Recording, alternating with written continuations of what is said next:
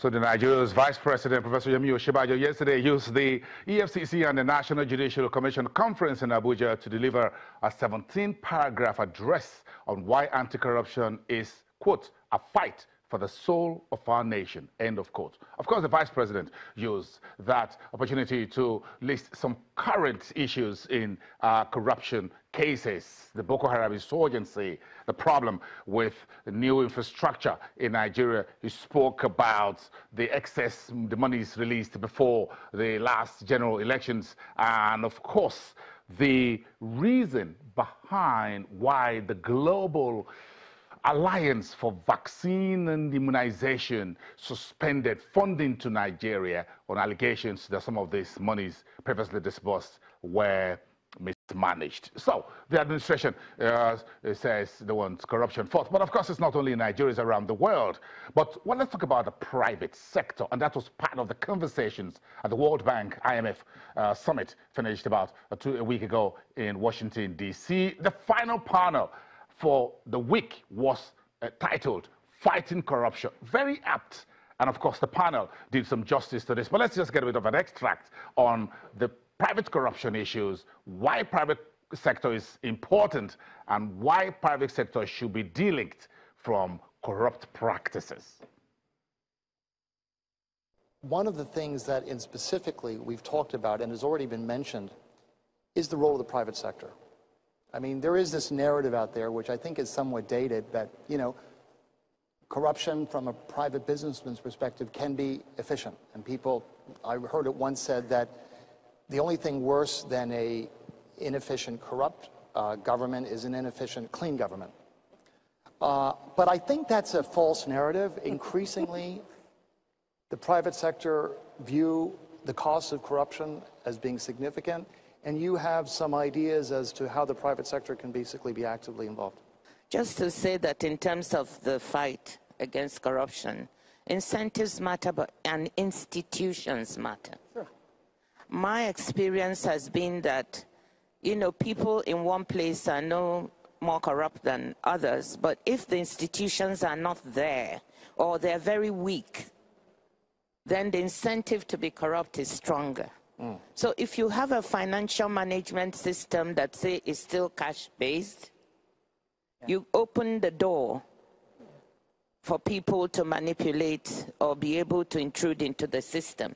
If you can introduce more technology, if you can have systems and processes that guide government, if you can make procurement, e-procurement, the more of that you can build institutionally and strengthen the institutions, and then have the institutions of the rule of law alongside that, I think the more you'll be able to fight. So we really need a systematic plan about fighting corruption. Like Rose Ackerman said, the big stories when there's a corruption scandal are the ones that people like to read.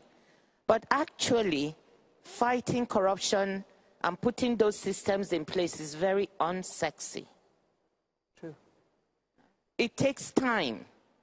It took us 10 years to try and build an integrated, government-integrated financial management system in Nigeria to get away from cash-based transactions. And the bank and the fund and DFID and all that helped us to do it. But when you say government-integrated financial management system, it's so boring. You don't make a film out of it. Exactly. You don't make a film. Nobody wants to hear. This audience loves it. You know? But that's what needs to be done. So that is my one mantra. I think it's all about strengthening institutions. Now, coming to the private sector. Yes, the private sector is part of the problem. There's no doubt about it. I mean, the World Economic Forum estimated that, you know, bribery adds about 10% to the cost of doing business. So they're undoubtedly part of it. But I also want to say that the private sector is also beginning to see that they are part of the solution, and that the world has changed. And there are responsible private sector people and organizations who actually want to be part of the solution and part of that change.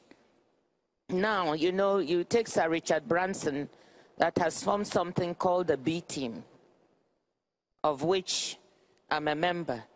It's called People Wonder Why the B Team, because to him, the A team is private sector organizations that are all about profit and the bottom line.